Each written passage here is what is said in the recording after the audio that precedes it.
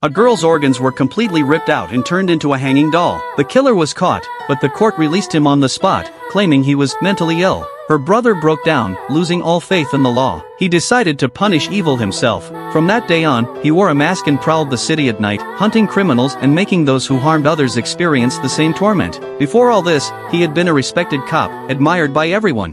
His little sister looked up to him. Every mission, he led from the front, and his courage and responsibility earned him the rank of captain. Then one day, he caught a serial killer only to watch him walk free because he was too drunk to be responsible. Even facing the victim's grieving family, he still believed justice would prevail. But reality shattered that belief again and again. The criminals he arrested laughed at the law, saying, "I've been in a psych ward before. The court will let me out soon." Sure enough, the next day, the killer was released and even threatened to get revenge. Sensing danger, he rushed home, but his sister was nowhere to be found. The next day, he discovered she had been tortured to death. That moment destroyed everything inside him. Furious, he smashed his home to pieces, but spared the cake his sister had baked. From then on, he became the masked man, punishing evildoers in the name of the dead. He caught the man who killed his sister, gouged out his eyes, cut off his limbs, soaked him in chemicals, and hooked him up to machines, trapped in endless torment, neither able to live nor die. He also posted murder forecasts online targeting other criminals, and everyone came true.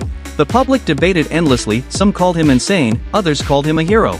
One night, he targeted a fat man who lured and kidnapped young girls. The man kept them in his basement, torturing them, and if they resisted, he threw them into a meat grinder, then hid their remains inside the walls. Despite the evidence, the fat man was released because he was mentally challenged and extremely wealthy. The masked man caught him and forced him to feel the terror of being shredded. The man screamed, wetting himself in fear, when suddenly the masked man's police friend arrived and paused the machine.